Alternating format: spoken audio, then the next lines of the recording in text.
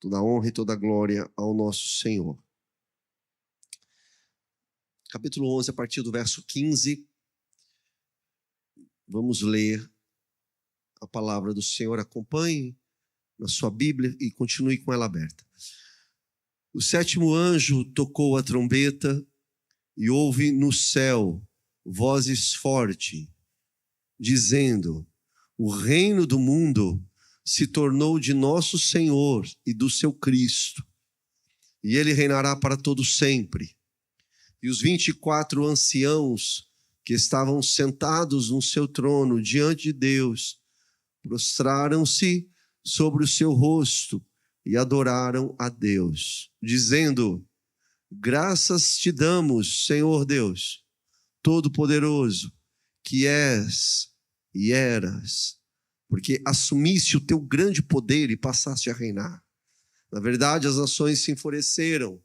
Chegou, porém, a tua ira e o tempo determinado para serem julgados os mortos e para se dar o galardão aos teus servos, os profetas, aos santos e aos que temem o teu nome, tanto aos pequenos como aos grandes, e para destruíres os que destroem a terra. Abriu-se então o santuário de Deus, que se acha no céu, e foi vista a arca da sua aliança no seu santuário, e sobrevieram relâmpagos, vozes, trovões, terremoto e forte chuva de granizo. Oremos mais uma vez. Coloca a sua vida na presença do Senhor. Como foi seu dia? As lutas que você enfrentou, as bênçãos, as alegrias. Coloca tudo agora na presença de Deus.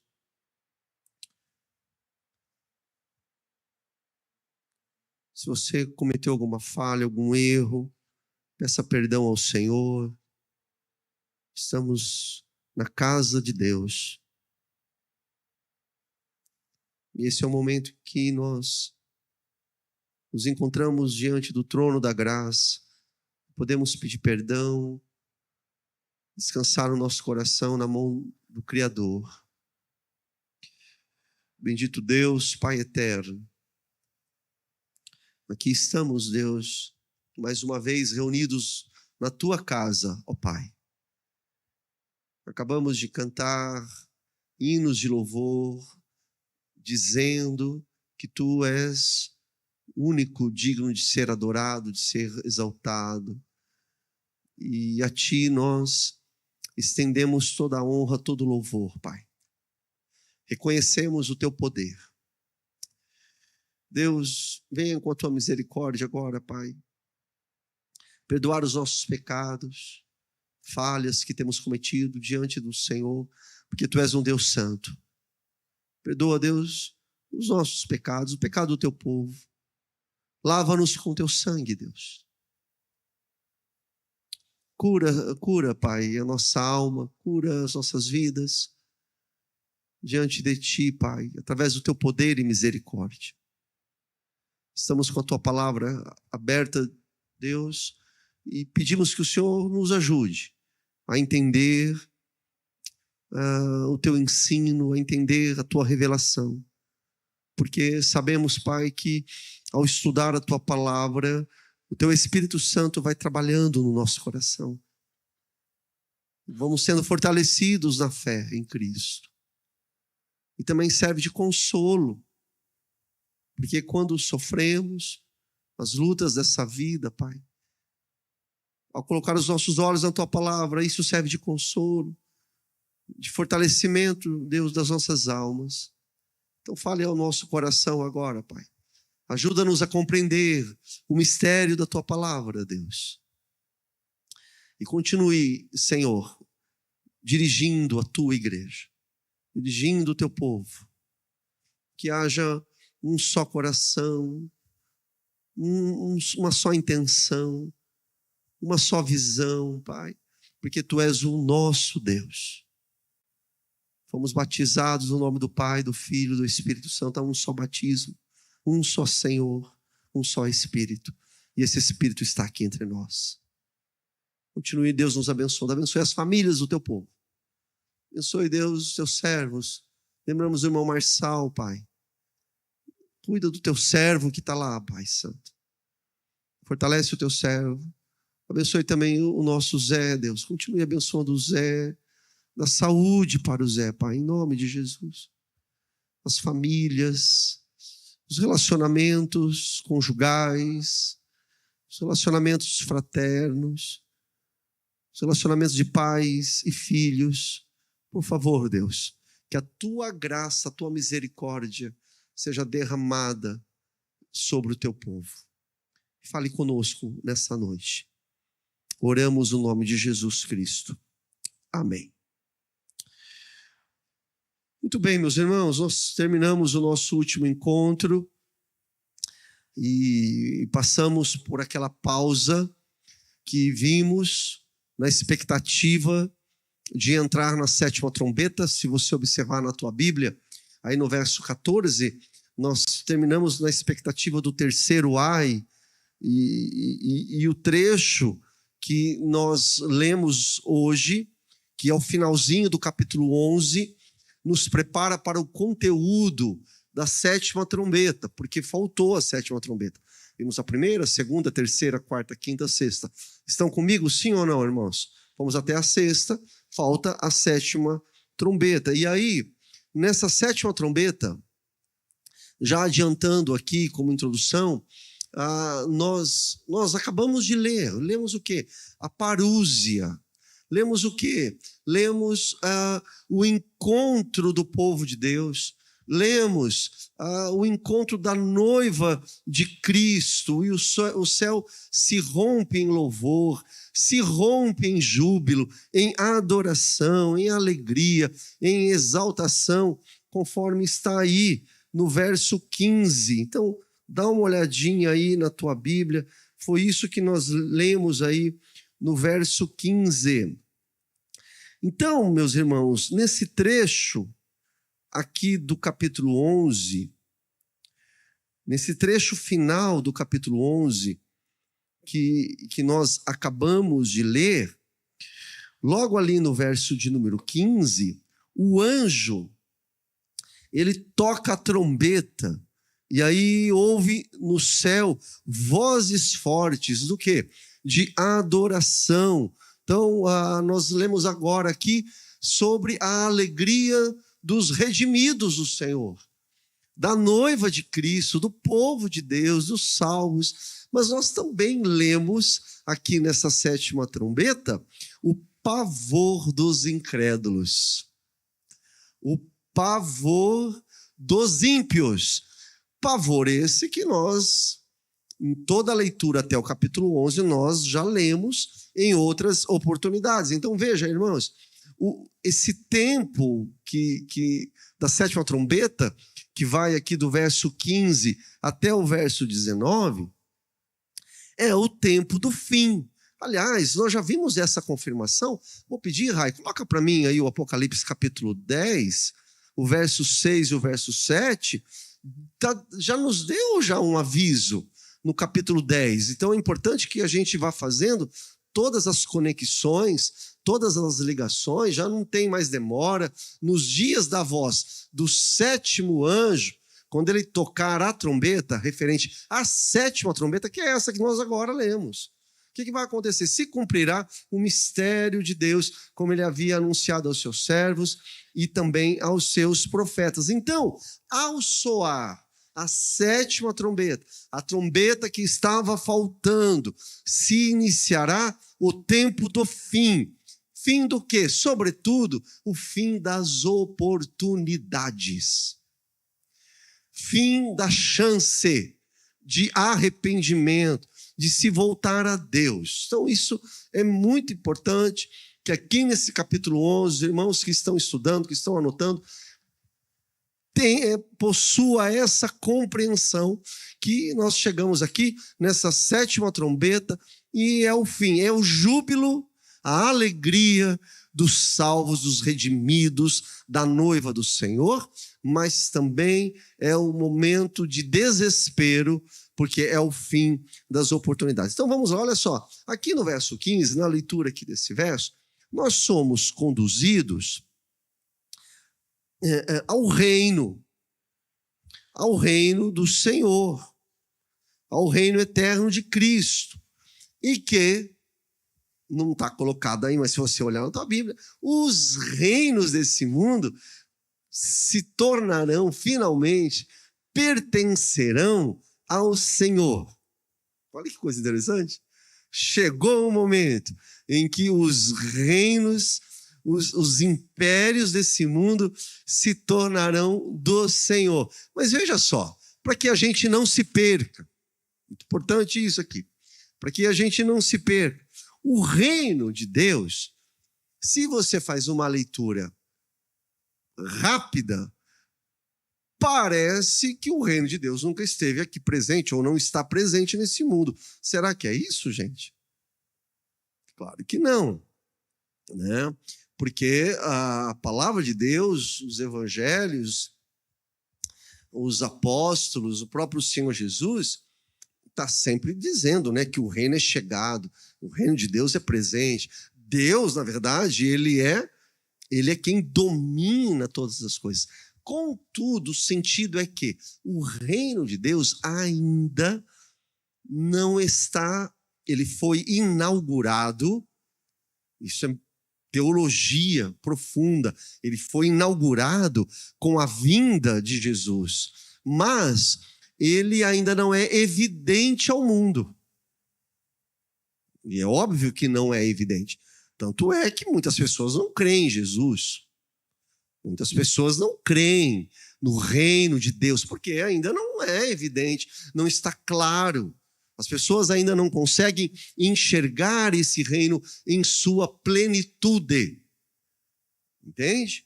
Ainda não está transparente o reino de Deus. Então, voltando, claro que Deus, ele é aquele que domina todas as coisas.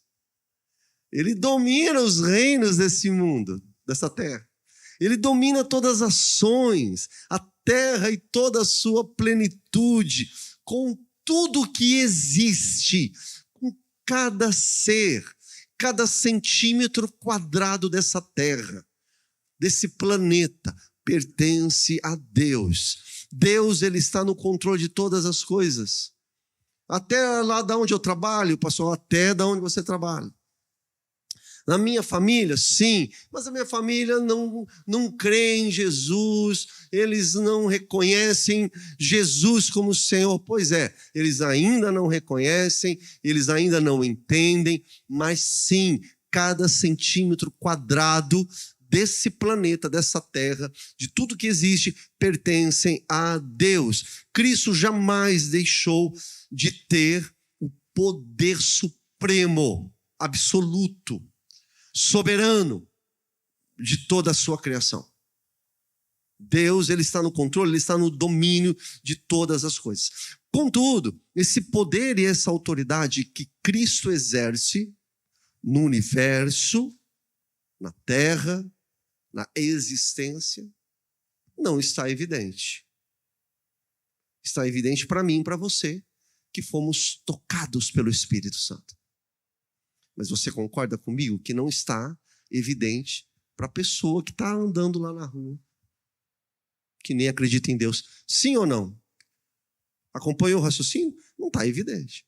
Mas isso não significa que Deus não está no controle, não está no domínio de todas as coisas. Portanto, meus irmãos, os reis desse mundo, sob a opressão de Satanás, entenda esse início aqui da análise da sétima trombeta. Os reis desse mundo, debaixo da opressão maligna e também debaixo do domínio do pecado, eles lideram em seus quintais, vamos dizer assim, em seus espaços. Eles lideram, e muitos se acham, inclusive, deuses, né? Pequenos deuses. Então, isso é fato, isso é verdadeiro. Portanto, meus irmãos, ainda que as autoridades desse mundo estejam debaixo da influência do mal, esse é o ponto. Por mais que esteja debaixo da influência maligna, por mais que os reis desse mundo, os reinos desse mundo estejam debaixo da influência do pecado, mas paradoxalmente, de uma forma misteriosa, espetacular, eles também estão debaixo do controle soberano do Criador. Entende? Deus está no controle de todas as coisas. Por quê? Porque nada está desprendido da mão de Deus. Imagina se tivesse, claro que não. Então vamos pegar lá um governante do passado. O Hitler, ele achava que ele fazia as coisas dominado pela sua vaidade, pelo seu orgulho, pela sua ganância, pela sua fome de poder. Sim, dominado pela malignidade, dominado pelo pecado. Então ele fazia o que fazia. E tantos outros, conversando ontem com o Paulo e com a Fernanda, ele estava dizendo para mim do extremismo que está acontecendo hoje em Moçambique. Por quê? Porque o governo de lá quase que se auto-intitula como um deus. Ele faz e desfaz conforme o seu bel prazer. Então, um cara desse, ele acha que ele está no domínio, tudo bem. Ele é dominado pela malignidade, dominado pelo pecado. Contudo, nada que acontece aqui nessa terra acontece fora do domínio de Deus. E Deus dá corda, né? Porque as pessoas, elas vão se perdendo, elas mesmas vão se autocondenando em seus deslizes, em seus pecados, é isso que acaba acontecendo. Então, meus irmãos, nós temos que entender isso, porque o versículo 15 está falando justamente disso, que agora o reino do mundo se tornou do nosso Senhor. Quando fala do mundo, eu acho que a arque diz, a Almeida revisada, diz os reinos. Eu acho que está no plural, depois dá uma confirmada lá. Tem algumas versões que falam os reinos, mas o original é o reino. É como um reino só nessa terra aqui. O reino desse mundo, segundo aqui o verso de número 15, se tornou finalmente do nosso Senhor e do seu Cristo. É justamente isso. Eu acho que vale a pena nós lembrarmos, igreja de Jesus, quem está em casa, que Cristo, que é Deus encarnado, ele despojou-se de sua glória, ele abriu mão de sua glória, o Criador de todas as coisas, ele abriu mão de sua glória. O texto sagrado diz que ele fez-se servo, morreu na cruz, foi sepultado, ressuscitou, voltou ao Pai. E o Senhor, antes de voltar ao Pai, ele diz para os seus discípulos em Mateus 28, toda autoridade me foi dada no céu e na terra. Então, toda a autoridade do pecado que passou a dominar a humanidade a partir de Gênesis 3, onde o homem ele está em queda, separado de Deus por causa da sua rebelião, por causa do seu pecado. Jesus, ao vencer a morte, ele diz, olha agora, toda a autoridade me foi dada nos céus e na terra. Ele domina cada centímetro quadrado desse planeta. Ele já domina. Mas você olha assim como eu olho, e o que você enxerga nessa realidade atual? As injustiças desse mundo. Não é? Você fala assim, olha quanta injustiça. Cadê Deus? Onde está Deus? Diante de tamanha imoralidade que tem acontecido. E vai acontecer cada vez mais. Mas o texto sagrado está dizendo o seguinte, que ao soar, e esse aqui é um momento importante, ao soar a 7ª trombeta, ele vai vir com poder e glória, e aí sim ele vai se assentar em seu trono majestoso, em seu trono glorioso. E o que vai acontecer? O que vai acontecer? O seu reino será pleno. Foi inaugurado, mas quando soar a sétima trombeta, quando os salvos forem retirados dessa terra, o reino do nosso Senhor será pleno e será evidente, será vitorioso, completo, cabal. A Bíblia fala que todo olho verá, toda língua é diferente desse momento que nós estamos vivendo. Ele reina, ele é rei, ele é Deus, é o Criador. Mas as pessoas estão aí. E Deus, em sua sabedoria e soberania, ele controla o tempo. As pessoas estão aí, virando as costas para o Criador, para Jesus, o Senhor e Salvador. Mas vai chegar um momento em que todo olho verá, toda língua confessará, todo joelho se dobrará diante do Rei dos Reis. E é justamente disso que está tratando aqui esse nosso texto.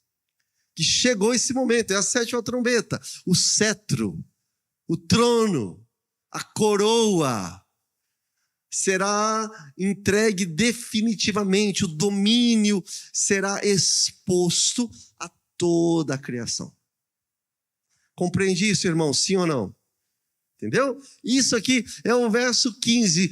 Tocou a trombeta, a sétima trombeta, vozes fortes no céu, dizendo: é isso, é o momento, é agora, não tem como escapar mais. É justamente isso. O reino do mundo se tornou do nosso Senhor, do seu Criador, e ele reinará para todo sempre. Às vezes parece, eu sei, a sua luta, meu irmão, minha irmã, parece que Satanás está dominando todas as coisas. Às vezes você olha e parece que há um império de maldade, há um império de injustiça. Parece que Satanás é o governo supremo aqui dessa terra. Quando você olha tanta coisa que tem acontecido. Só que é o seguinte, ao chegar o juízo, ao soar a sétima trombeta, essa glória, esse esplendor real da soberania de Deus será revelada, meus irmãos, em sua totalidade. Totalidade. Porque quando soar a sétima trombeta, toda oposição será amassada, suprimida, pisada. E nós, a igreja, esperamos esse momento glorioso. Essa é a nossa esperança.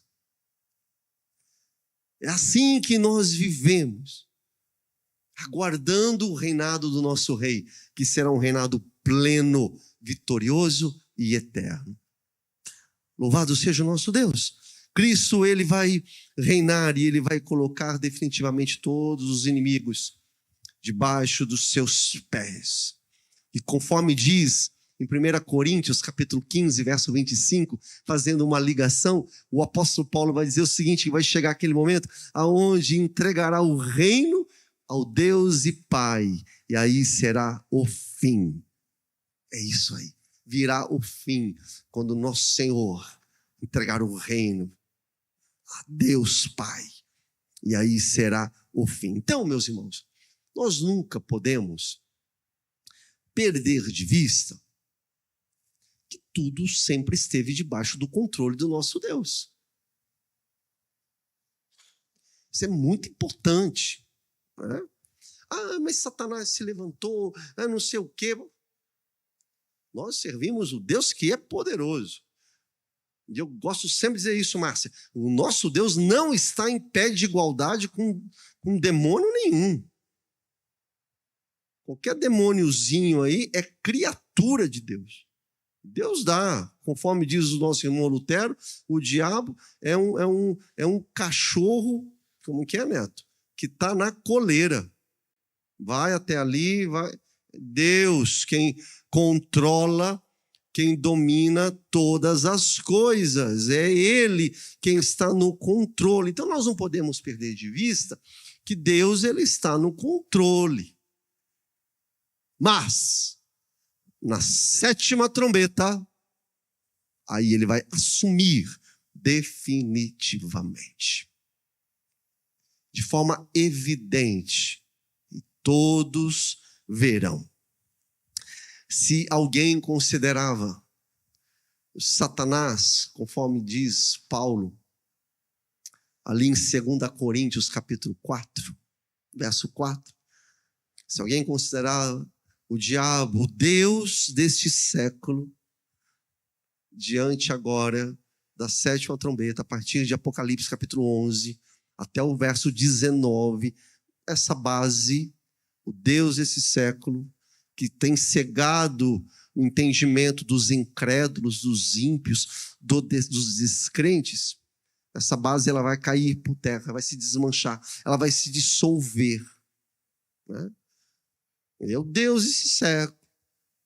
Mas entenda, é muito difícil imaginar que algo tenha acontecido fora do domínio do Deus Criador de todas as coisas. O Senhor, Ele está no controle. Nada acontece fora do domínio do nosso Senhor. E na 7ª trombeta, todo esse mal que tem acontecido será corrigido. E a igreja será vitoriosa. Esse, na verdade, irmãos, é isso que nós temos falado, é o fim escatológico que o Apocalipse aponta. É o fim escatológico. É o plano escatológico de Deus para essa terra que se rebelou contra ele. Né? E Deus vai dominar todas as coisas. Olha só, queridos, dá uma olhadinha mais uma vez aí. O verso 14 diz assim: passou o segundo ai, e eis que sem demora vem o quê, irmãos? Verso 14. O terceiro ai. Já falei semana passada que o Apocalipse não fala mais de ai nenhum. Não aparece, né, o que seria esse terceiro ai. O estudioso de escatologia, o George Led, no seu comentário, ele arrisca, olha bem que eu vou comentar aqui com os irmãos, ele arrisca dizer, isso vale para a gente que está estudando Apocalipse, que esse terceiro ai, que está aí na tua Bíblia, no verso 14, no capítulo 11, e que não aparece mais, qual será esse terceiro ai? O George Led, ele fala que, na verdade, são os flagelos que nós vamos ver no capítulo 16. Se tiver, Rai, põe para mim. Ali no capítulo 16 tem uma voz, olha a voz forte, está aí ó, a voz forte. Vinda do santuário, dizendo aos 7 anjos, vão e derramem sobre a terra as 7 taças da ira de Deus. Aí vem o primeiro flagelo. O primeiro anjo foi e derramou a sua taça sobre a terra e apareceram úlceras malignas, dolorosas, as pessoas que tinham a marca da besta e que adoravam a sua imagem.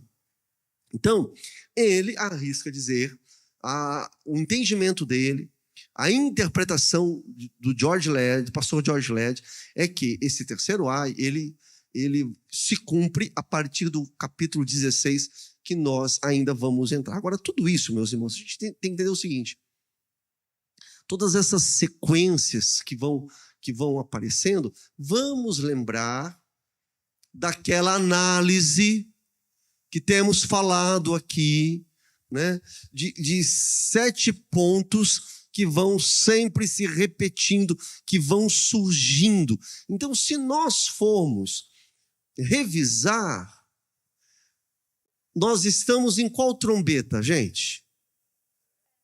Na 7ª. Essas 7 trombetas, na verdade, elas são o cumprimento, ou foram iniciadas na abertura, os irmãos lembram? Do 7º selo. Entende? Quer dizer, não é que fechou os 7 selos, aí tivemos 7 trombetas. Uma coisa está ligada à outra.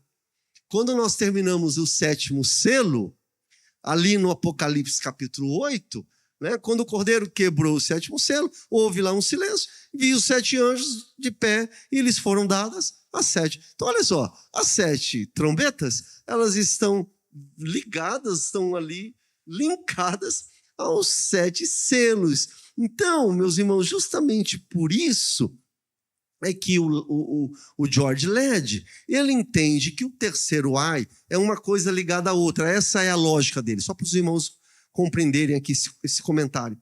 É que está tudo conectado. Então, no entendimento dele, esse terceiro ai, que está anunciado aí no verso 14, veja na sua Bíblia, verso 14, esse terceiro ai, que não aparece mais, para ele, como está tudo sendo, né, ligado, uma coisa vai se revelando na outra, ele diz o seguinte, que vai se referir às 7 taças da ira de Deus, ali em Apocalipse capítulo 16, né, que são os 7 flagelos. Muito bem, então, olha só, o verso 15 aqui começa dizendo que houve no céu vozes fortes, né? E essas vozes fortes estão anunciando que chegou ali o tempo do fim. Por isso é que eu falei que nós temos uma teologia profunda aqui, para nós compreendermos, e precisamos pedir a sabedoria de Deus, do Espírito Santo, para nós compreendermos aqui. Todo o mal dos homens, os poderes aqui dessa terra, que se levantou e se levantarão contra a igreja, né? O irmão Eric, quando estava aqui cantando, né, ele falou, olha, as lutas que nós passamos e ainda passaremos. Então, todos esses poderes malignos do pecado que se levantam contra a igreja terá o seu fim aqui ao soar a 7ª trombeta, porque finalmente está dizendo aqui o verso 15, e grave essa frase, o reino do mundo se tornou do quê, gente? De nosso Senhor e do seu Cristo. Estão comigo, sim ou não? Percebeu o que eu estou querendo dizer? A minha pergunta é, mas já não estava? Ué, mas o Senhor já não é Senhor? Esse é o ponto que nós estamos enfatizando. Sim, agora ele reina. Mas parece que não. A maldade se multiplica. O inimigo se levanta. Chegará um momento em que a besta vai vencer a igreja. Vimos isso em Daniel e veremos em Apocalipse capítulo 13. Né? O Senhor ele já reina, mas está para chegar esse momento definitivo. Risca na sua Bíblia. O reino do mundo se tornou do nosso Senhor e do seu Cristo, e ele reinará para todo sempre.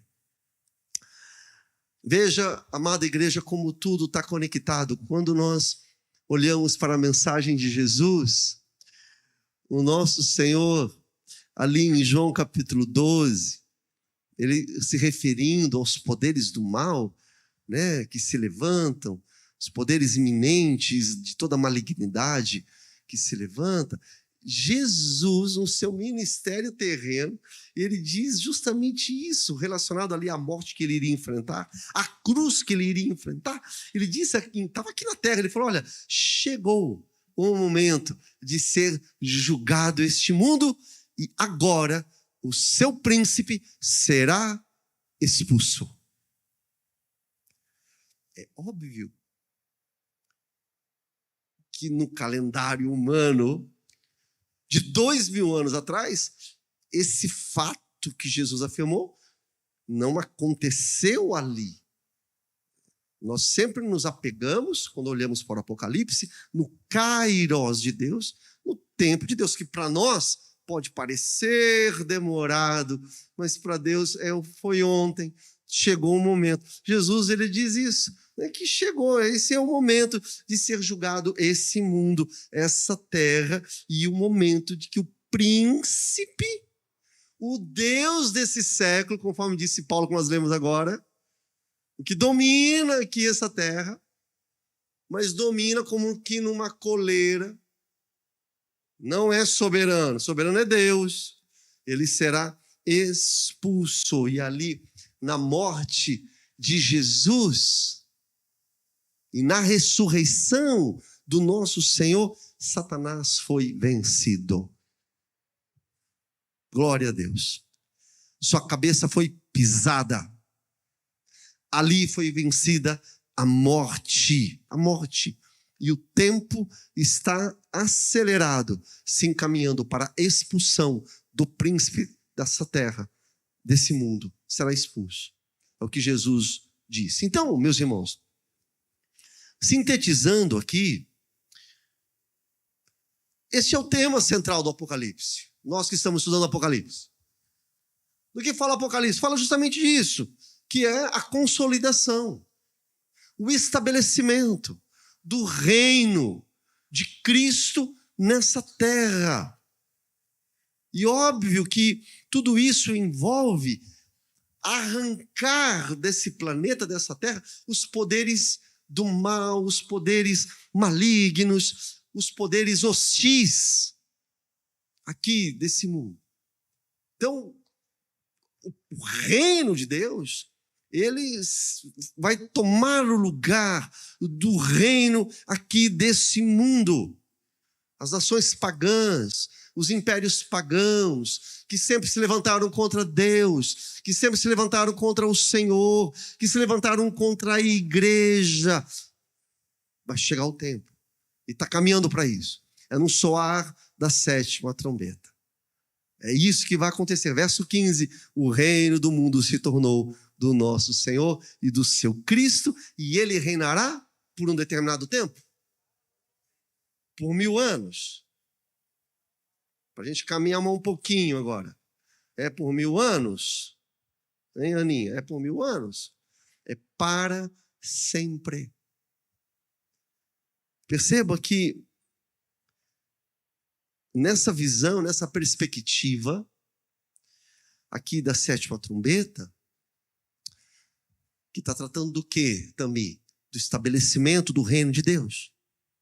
Nós não vemos nessa perícope, nesse trecho, nessa parte, nessa citação do reino de Deus que será estabelecido, nós não vemos em nenhum momento aqui nesse trecho alguma distinção, vamos dizer assim, do reino milenar e do reino eterno. Você não tem aqui isso. Não. Pela revelação do Senhor aqui, a partir do capítulo 11, verso 15, que se trata desse evento grandioso, conforme diz o pastor Russell Shedd, a história dentro do Apocalipse sendo contada, recontada e recontada, não é? Ela não é uma história contínua, linear, é cíclica. Contada, recontada, recontada. Então nós chegamos aqui no capítulo 11, verso 15, onde nós temos a revelação do reino de Deus, que será para sempre. E depois você vai encontrar novamente, vai até o capítulo 22, e sempre tem elementos que vão sendo acrescentados na revelação, que vão sendo, que vão compondo o entendimento da revelação, do fim, do reino, que é disso que trata, sintetizando o Apocalipse, é do reino que é estabelecido na terra, é o reino que é consolidado aqui nessa terra, é disso que trata o Apocalipse. Esse fim, né, da escatologia, esse fim escatológico. Então, nesse trecho aqui, do capítulo 11, verso 15 até o 19, nós não temos nenhuma distinção entre o reino milenário e o reino definitivo de Deus para todos. Por quê? Porque não tem. É pabum. Sabe o que é pabum? Pabum. Se você ler, o que está acontecendo aqui, ó. Soa a trombeta. O reino do mundo se tornou do nosso Senhor, do seu Cristo, e ele reinará para todos sempre, eternamente, pelo século dos séculos. Pronto. Não tem. Entrou, pagou, aí volta, não sei, não tem. É isso. É definitivo.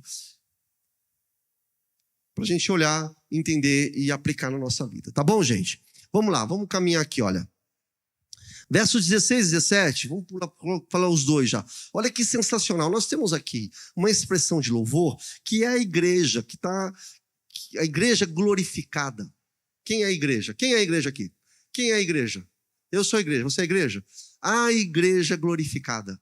A igreja honrada. Jesus já tinha cantado a bola. Ele já deu a letra lá para os discípulos. Olha, vocês vão reinar lá comigo. Vocês vão se assentar em tronos. Jesus falou, é a igreja.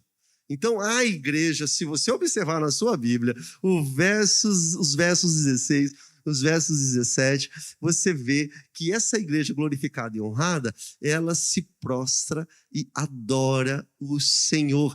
Ela adora a Deus. Veja aqui, que a igreja, ela não está apenas na glória, mas a igreja está no trono. E eu estou falando desse jeito para provocar mesmo os irmãos. Porque os irmãos que estão acompanhando o Apocalipse, nós já passamos pelos 24 anciãos no capítulo 4 e no capítulo 5. E os 24 anciãos representam o quê, gente? A igreja. É a igreja. Não é? Os 12 patriarcas, os 12 apóstolos, é a igreja do antigo pacto e a igreja do novo pacto, da nova aliança. É a igreja. Entendeu? É a igreja que temos aqui colocado.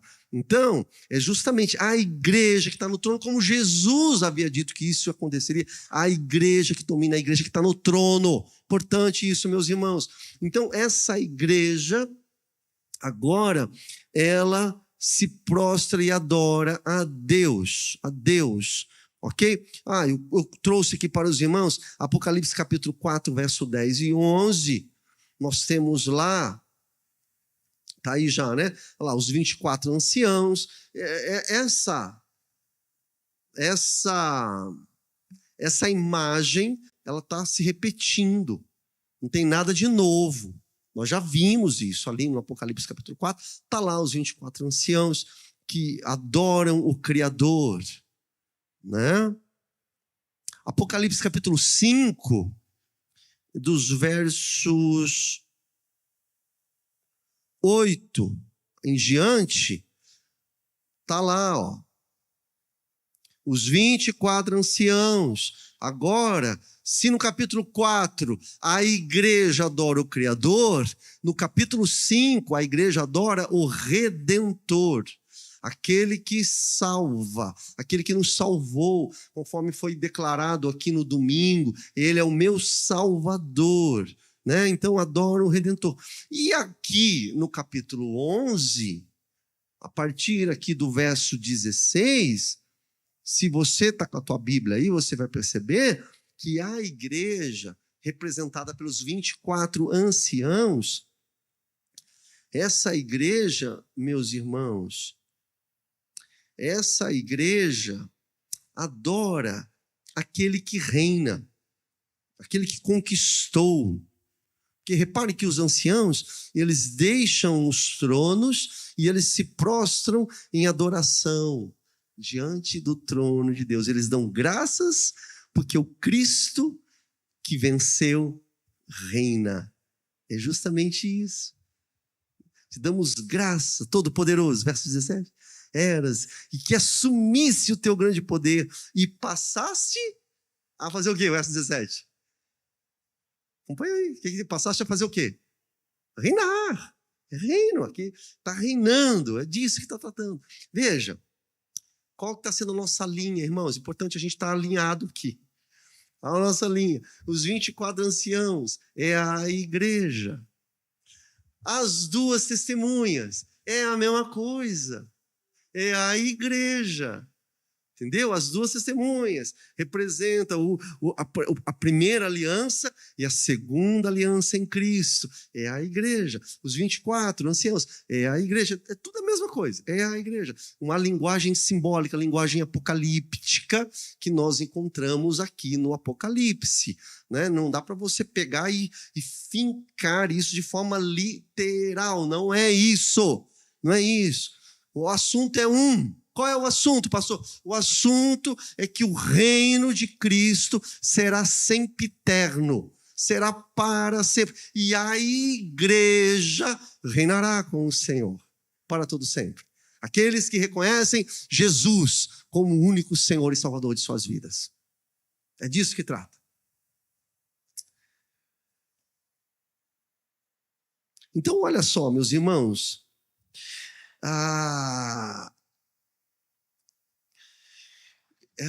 Cristo reina. Ele reina. Mesmo parecendo que a maldade está impune. Nossa, quanta impunidade. Quanta injustiça, quanta imoralidade. Pois é isso mesmo.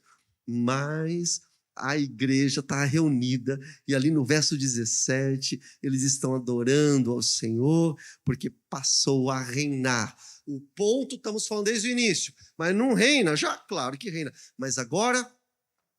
evidentemente, de forma transparente, ele reina sobre toda a criação. Verso 18. No verso 18, nós vemos aqui, irmãos, em outras palavras, viu? Interpretando o juízo final. O Senhor, temos o juízo final aqui. É nesse momento que a glória da igreja... A igreja que tanto padeceu, e essa frase talvez para você não tenha sentido, porque a gente vive confortavelmente nesse tempo nosso. Mas olha para os nossos irmãos lá do passado. A igreja que sempre padeceu. A igreja que sempre foi sofrida. A igreja que sempre foi perseguida. Martirizada. Então, a igreja que sempre sofreu, que padeceu, agora, a partir do verso 18 e o verso 19, que são os dois versículos finais, há um contraste com os ímpios que agora irão sofrer.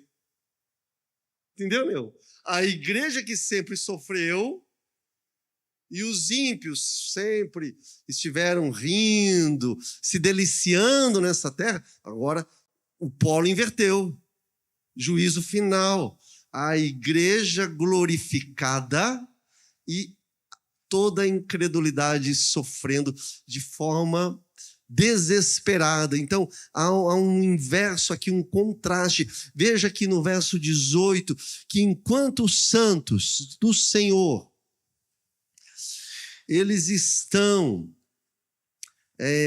os santos ali, ó, a parte B do verso 18, né? Eles estão lá diante do santuário de Deus, no verso 19, enquanto eles estão dando graça, no comecinho do verso 18, os ímpios, as nações, o mundo, os impérios estão enfurecidos. Comecinho desse capítulo, está com a tua Bíblia aí? Olha lá no verso 2. No verso 2, põe para mim, Rai. No verso 2, você vê que isso daí, está lá, colocamos lá, né? Os ímpios estavam o quê? Pisando a cidade santa. Aqueles que não foram contados. Né? Os gentios ali, o sentido é daqueles que não creem em Deus, no Deus de Israel. Então, eles estavam lá, né, todo animados, perseguindo a igreja, pisando a cidade santa. Temos que lembrar disso aí. Olha o 11, 9 e 10. Mesmo capítulo. O que aconteceu no 9 e 10? Vocês lembram? Lembram? A igreja morta, em praça pública, e os gentios estavam como? festejando, dando presente um para o outro, como se fosse Natal, como se fosse aniversário, né? Celebrando a morte daqueles que nos importunavam, diz o texto. Aqueles que estavam nos perturbando. Então, eles estavam todos felizes, todos animados, né? Se alegrando pela morte dos membros da igreja. Verso 18 agora. Olha na tua Bíblia. Acabou. Acabou. Acabou. Você tem um Apocalipse, um mini Apocalipse, um proto-Apocalipse no capítulo 11. Está aí. Está dentro do capítulo 11. Acabou. Todo aquele regalar de quem não honra o Senhor, no verso 18, acabou. Acabou a brincadeira, acabou a graça, acabou a alegria, não tem nada mais disso. Chegou o tempo do fim, acabou a oportunidade. Porque nós estamos aqui no verso 18, nesse finalzinho da 7ª trombeta, diante do juízo final. É justamente isso. Talvez você já tenha lido aí o verso 11, o capítulo 11, verso 18, talvez você já tenha lido. E talvez você nunca se deu conta. Que aí você tem um relato do juízo final. Talvez você sempre, meu irmão, minha irmã, sempre espera o juízo final lá nos últimos capítulos do Apocalipse, capítulo 21, capítulo 22. Sim, tem lá também, mas a história que está sendo contada e recontada, você tem a narrativa do juízo final aqui no capítulo 11, a partir do verso 18. Nós temos sempre que lembrar que o conteúdo do Apocalipse, eu repito e reitero isso, e toda hora estou falando, é importante que a gente entenda, ele não é contínuo, não é linear, é cíclico. O Apocalipse é cíclico. É uma visão que João está tendo. Então é muito importante, igreja amada de Jesus, irmão Enivaldo, reconhecer que esses intervalos de acontecimentos que nós encontramos aí no Apocalipse, quanta coisa a gente passou pelos selos, estamos aqui nas trombetas, iremos chegar nos flagelos. Então todos esses intervalos, acontecimentos que nós vamos dando de frente, que nós vamos lendo aqui, não são não são cronologicamente sequenciais. Não são. Daí a história não bate. É o que eu falei, tenho dito. Você vai ver vários arrebatamentos. Nós já lemos, por exemplo, no capítulo de número 6, a igreja chegando lá e sendo salva. Vindo aonde? Da grande tribulação. Tem aí 6,16? 6,17? Está lá. Está lá. Ah, não é. Isso aí é o 6,16, 17, né? Isso aí é o povo sofrendo, né? Os ímpios sofrendo, chegando no final, a ira. Acho que no próximo temos, Rai. 7, era no 7? 7, 13, 15. Está lá. Da onde que vem? São esses que vêm da grande tribulação. Então, assim, você fica com a impressão que você tem vários arrebatamentos, que você tem várias tribulações. Não. A ideia é porque a história ela está sendo sempre recontada e é assim que tem que ser. Palavras do Dr. Russell Shedd, ia colocar, não deu tempo. Abre aspas para o Russell Shedd. O Russell Shedd diz o seguinte: o Apocalipse, eu gostei muito dessa frase, ouça isso, são cenas que aparecem e depois volta de novo para recontar e trazer outros detalhes. Cenas que aparecem, depois reaparecem com outros elementos, a história sendo contada e você vai encaixando, olha, tem isso aqui também, olha, tem mais isso. A história não é linear, não é contínua. Ok, meus irmãos? Então, veja só, queridos, aqui no verso 18, os ímpios, eles estão furiosos, não é? Enfurecidos. Estão enfurecidos, a igreja está na glória. E por que eles estão enfurecidos? Os ímpios. não ouviram as testemunhas, debocharam das testemunhas, dos profetas, debocharam da igreja, não escutaram a voz da advertência. Como nós temos problema para ouvir a voz da advertência. Os nossos filhos têm dificuldade de ouvir a voz da advertência. A mãe chega e fala, filha, não fala, filha. Ah, mãe, para, não é? Nós somos assim. E o mundo é isso. As pessoas são dessa forma. Não ouviram o chamado de Deus. Nunca se arrependeram, nunca abandonaram o pecado, a transgressão. Nunca reconheceram Jesus como o único Senhor de suas vidas. Então, ok, vai chegar o juízo e eles ficarão cheios de fúria, enquanto a igreja estará dando glória, honra, adorando a Deus. Na prática, nós oramos, eu não sei como foi o seu dia, mas encha o teu coração de esperança. Porque olhando para uma palavra como essa aqui, irmã Cleusa, o nosso coração se enche de consolo. Porque é claro que a nossa alegria não está nesse mundo. Nós temos picos de alegria. Você está na família, delícia. Na mesa, quando está em paz, né? Quando está em paz. Quando está em paz. Picos de alegria em volta da mesa. Né? Um momento ali de descanso. Mas você sabe...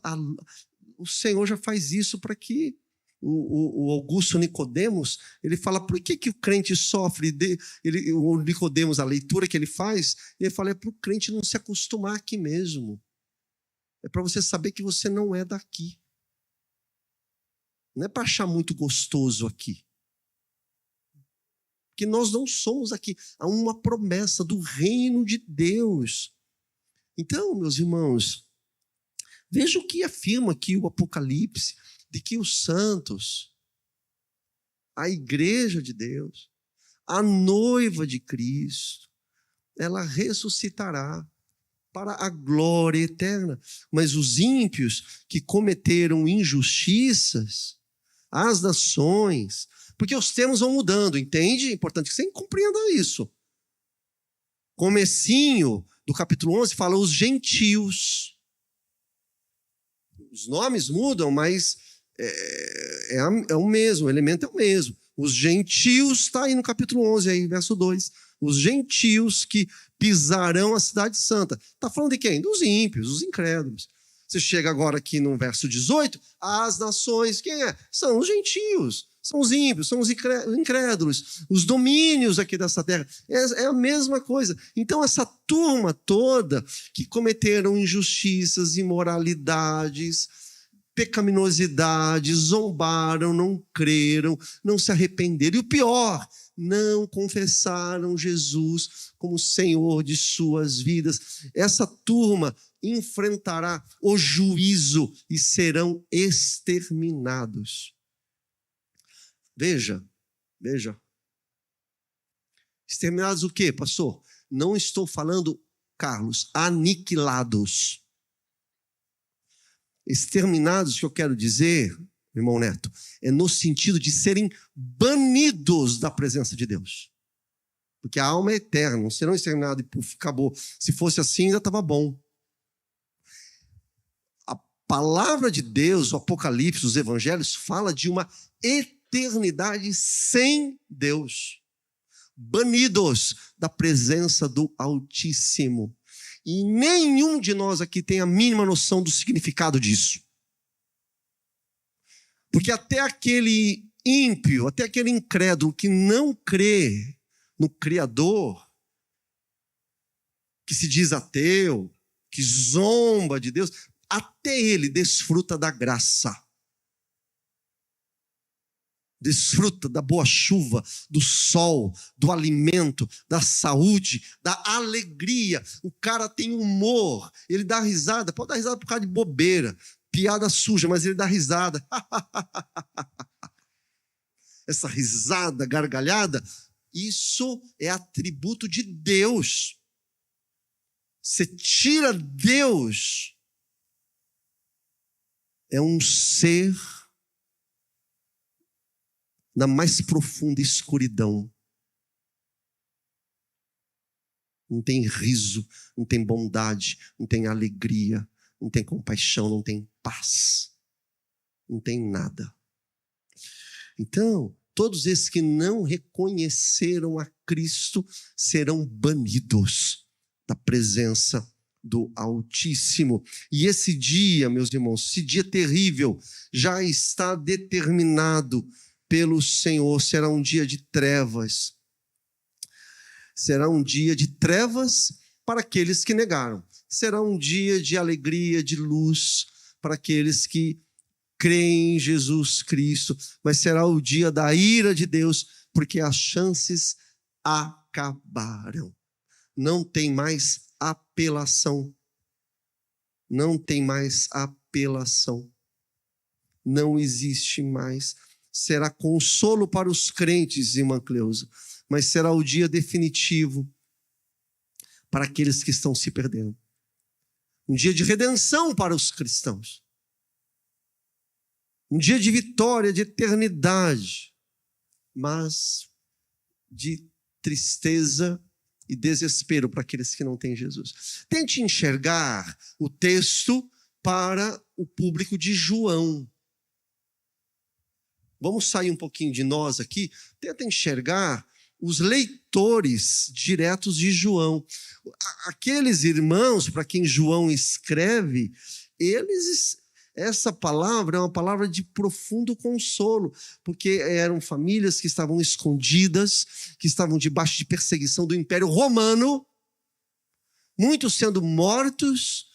Então, quando chega uma palavra dessa, inspirada pelo Espírito Santo, é de profundo consolo, de esperança, aguardando esse momento glorioso que o apóstolo traz. Por fim, meus irmãos, nós temos aqui no verso 19, a igreja está lá no céu, olha lá, abriu-se o santuário de Deus, comunhão íntima. Incrível, né? Porque, veja só, abriu-se então o santuário de Deus que se acha no céu. E o que foi visto lá, gente, no santuário de Deus? A arca da aliança. Deus não despreza nada, porque não temos nada a ver com a arca, nós aqui, a igreja. Eu sei que tem umas igrejas que colocam a arca lá no púlpito, põe a arca, uma arca. Não tem nada a ver com o evangelho. Porque a arca tinha um sentido lá no Antigo Testamento, que era o que a arca? A presença do Altíssimo. Hoje, nós somos o templo. Não é isso aqui, né? Templo, eu já falei uma vez aqui, várias vezes, aliás. Templo, a gente tem costume, vamos lá para o templo, a gente tem esse costume, mas esquece, isso aqui é um prédio. Não pode nem ser chamado de igreja. A gente fala, vamos para a igreja. Não é igreja. Igreja é o povo reunido. Isso aqui é um auditório que Papai do Céu nos deu. E se cair isso aqui, ou se tirarem de nós, a igreja continua ou não continua? Continua. Nós vamos tudo lá para a casa do Neto, vamos se reunir lá, entendeu? Entendeu? Então, é igreja. Templo mesmo é o templo de Jerusalém. É o templo de Jerusalém. Né? Agora, veja lá. Aqui, na revelação do Apocalipse, o que João, como judeu, ele vê a arca, tem a arca lá. Então a gente vê que Deus ele não despreza nada, porque aquela arca que foi entregue para Moisés, o povo da antiga aliança, está presente aqui, que confirma o quê? O pacto que Deus fez com os filhos de Abraão. E quem somos nós? Filhos de Abraão, pela fé. Está lá em Romanos. Somos filhos de Abraão, Gálatas. Deixa eu só comentar aqui sobre a arca, eu acho interessante. Importante a gente, né, trocar figurinha aqui. A arca, lá no Antigo Testamento, nós já falamos, que era o sinal da presença de Deus. E onde ficava a arca? A arca ficava onde? Dentro do santo Só quem podia entrar lá? O sumo sacerdote. A arca diz que desapareceu. E aonde desapareceu? Aí os peritos da Bíblia, eles vão dizer o seguinte, que o sumiço dela, apesar que a gente não sabe, talvez, põe para mim 1 Reis 14, 25, tenha sumido quando o Sisaque, olha aí o Sisaque, quando o Sisaque levou os tesouros à casa do Senhor, né? Talvez aí, quando, né, esse rei do Egito invade ali Jerusalém e ele leva os tesouros. Talvez, tá aí, seja na época do Nabucodonosor, o Império Babilônico, né, que eles destruíram o templo. Mas o que eu achei legal mesmo, coloca para mim o próximo, Macabeus, 2 Macabeus, que não é um texto que está na nossa Bíblia, né, a Bíblia que nós entendemos como inspirada. Conta-se que tem aí, baseado em Macabeus, conta-se uma lenda judaica que Jeremias, olha isso, ele escondeu, porque é em cima disso aí. Eu não vou ler que não vai dar tempo, mas você pode dar uma lida aí, depois você lê, tira foto, sei lá. Diz que Jeremias escondeu a arca numa caverna no Monte Sinai. E ele escondeu, olha só a tradição judaica, para que quando chegasse o Messias, a arca tem que estar lá. É a presença de Deus. Essa é a visão judaica sobre, porque, veja, para mim, para você, a arca não tem muito sentido, mas imagina para um judeu ortodoxo, imagina para o judeu do Antigo Testamento, que é a arca? A arca é a presença de Deus. Então, conta-se essa lenda que a arca ela será preservada. Então, meus irmãos, o fato é que nós chegamos aqui no verso 19 e está dizendo que a arca está lá presente no santuário de Deus. É o símbolo da comunhão perfeita entre Deus e o seu povo. Louvado seja o Senhor. Coloca para mim Apocalipse 21, verso 3. Essa parte que abre-se o santuário, meus irmãos, aponta para, é quase que uma repetição do verso 3 do capítulo 21. Se o pessoal da TV puder colocar para a gente, coloca para mim, por favor. Né? E também são quase as mesmas palavras do Apocalipse, verso 22. Na verdade, você pega isso na referência que você tem na tua Bíblia. Aí. Embaixo está lá escritinho lá. Eu não sei se na Bíblia de todos tem, mas você pega algumas Bíblias de estudo, já aponta isso. Esses termos que nós encontramos no verso 19, aponta justamente para o verso 3 e também para o verso 22 do capítulo 21. É isso.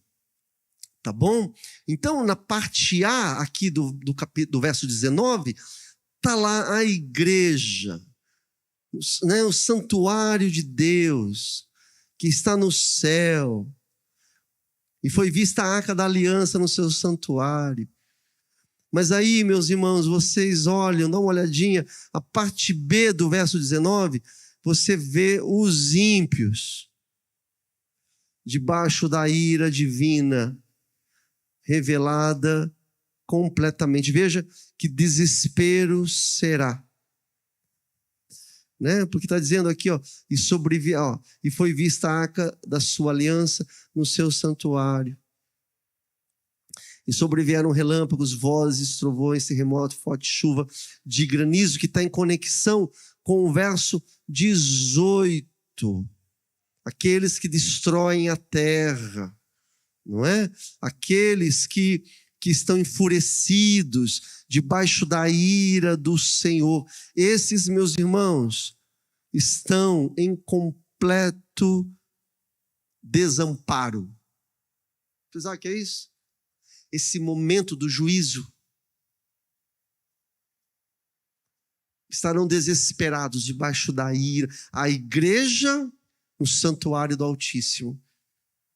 Aqueles que não estiverem com Deus. Total desamparo, total desespero. Vamos ligar para a polícia? Não tem polícia. Liga para o vereador, pro prefeito. Não tem também. Não tem médico, não tem exército, não tem advogado, não tem juiz, não tem corpo de bombeiro, tem nada. ninguém pode livrar ninguém de nada. Total desespero, total desamparo, porque o Deus do céu estará reinando para sempre, porque a paciência do Criador chegou ao fim, acabou. Por que isso? Porque o controle do palco do mundo mudou. Eu termino trocando de mãos o reino, com o verso 15, diz, por que isso? Porque o reino do mundo, vamos terminar lendo junto? Está em letras garrafais, vamos ler juntos? O reino do mundo de nosso Senhor, e Ele reinará para todos sempre. Glória a Deus. Vamos ficar de pé, vamos orar. Eu quero que você ore. Como que está a tua vida? Quem é você? Você que está em casa. Lembra lá do verso 2, aqueles que estão dentro do santuário. Gostaria que todos estivessem orando. Você está no santuário ou você está no pátio de fora? Porque aqueles do pátio de fora serão exterminados. Quem é você? Só o pessoal do louvor está se mexendo. Ore ao Senhor. Fecha seus olhos. Ore ao Senhor. Como que está a tua vida? Você é uma testemunha fiel?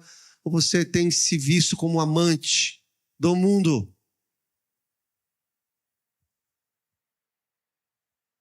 Ore ao Senhor. Onde você estará quando a trombeta soar?